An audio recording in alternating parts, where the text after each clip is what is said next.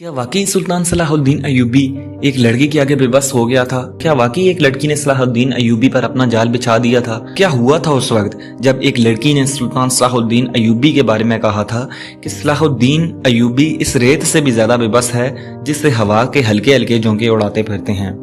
अस्सलाम वालेकुम दोस्तों, मुस्तकबिल के फाते में आपको खुश आमदीद कहता हूँ।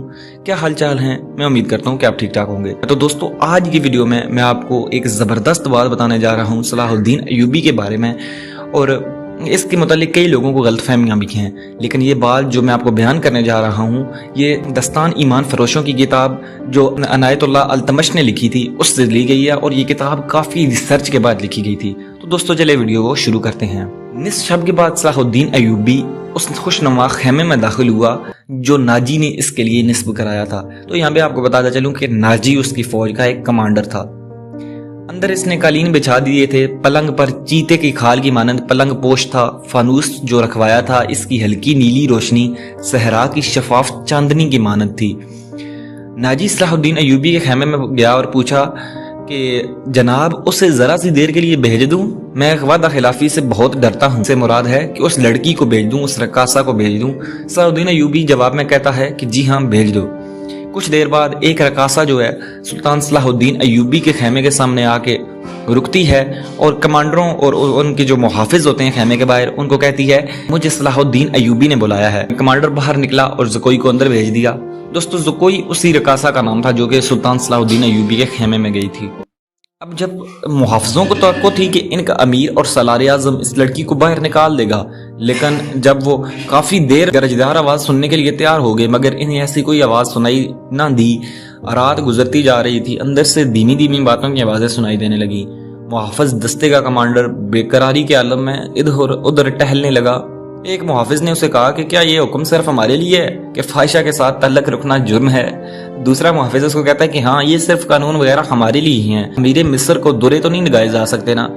अब दूसरा कमांडर फिर उसे कहता है कि बादशाहों का कोई किरदार नहीं होता, सलाहुद्दीन भी शराब पीता होगा, हम पर झूठी पर सही का रोब जमाता है। उनकी निगाहों में सुल्तान अय्यूबी का जो बुत था वो टूट गया। उस बुत में से एक अरबी शहजादा निकला जो कि अयाश और बदकार था, पर सही के पर्दे में गुनाह का मुरतब हो रहा था। नाजी बहुत खुश था कि उसने एक लड़की सुल्तान अय्यूबी के कमरे में भेज दी है। अब वो सुल्तान अय्यूबी को अपनी उंगलियों के इशारे पर नचा सकेगा। रात का आखिरी पहर था दोस्तों, जब ज़कोई जो है वो अय्यूबी के खेमे से बाहर निकली। वो नाजी की तरफ चली गई और उसके कमरे में जाकर उसे कहती है अपने अमीर के जिस्म का वजन करो और लाओ इतना सोना, आपने मेरा यही नाम मुकर्रर किया था ना। वो नाजी कहता है कि पहले बताओ क्या हुआ था। ज़कोई कहती है कि जो आप चाहते थे, आपको ये किसने बताया था कि अय्यूबी पत्थर है, फौलाद है और मुसलमानों के अल्लाह का साया है? इसने जमीन पर पाँव का ठुड मारकर ये सब बातें कहीं, और वो इस रेत से भी ज्यादा बेबस है जिससे हवा के हल्के हल्के झोंके उड़ाते फिरते हैं। उसे आगे से जवाब मिलता है कि तुम्हारे हुस्न के जादू और जबान के तलस्म ने इसे रेत बनाया है। हाँ चट्टान था, अब रेत का ढीला भी नहीं, जो कोई ने कहा। अब ये तमाम बातें सुनकर नाजी निहायत ही खुश हो जाता है। वो समझता है कि सुल्तान अय्यूबी को अपनी उंगलियों पर नचा सकेगा।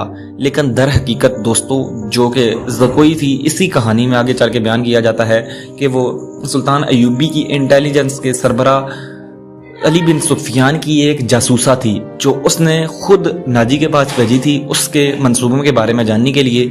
और उस रात जब लड़की सुल्तान अय्यूबी के कमरे से बाहर नहीं निकली थी और हल्की हल्की कमरे से आवाज़ें जो आ रही थी वो यही बातें थी कि वो नाजी के मुतालिक सुल्तान अय्यूबी को सारी रिपोर्टें दे रही थी। और जब वो कमरे से बाहर निकली थी तो जो शख्स उसको मिला था वो अली बिन सुफियान ही था। और सुल्तान सलाहुद्दीन अय्यूबी ने उस नाजी के मुतालिक सारे राज जान लिए और अगले ही दिन उसे फौज के सरबराह के दर्जे से उतार दिया था। दोस्तों यहाँ पे बस यही कहानी हुई थी कि वो अली बिन सुफियान की एक जासूसा थी और उसको बाद में मार भी दिया गया था। रकाबत में जो बाकी रकासाएं थी उनकी रकाबत ने उसकी जान ले ली थी। दोस्तों आज ये वीडियो इतनी ही थी, मिलते हैं फिर किसी वीडियो में, तब तक के लिए अल्लाह हाफिज।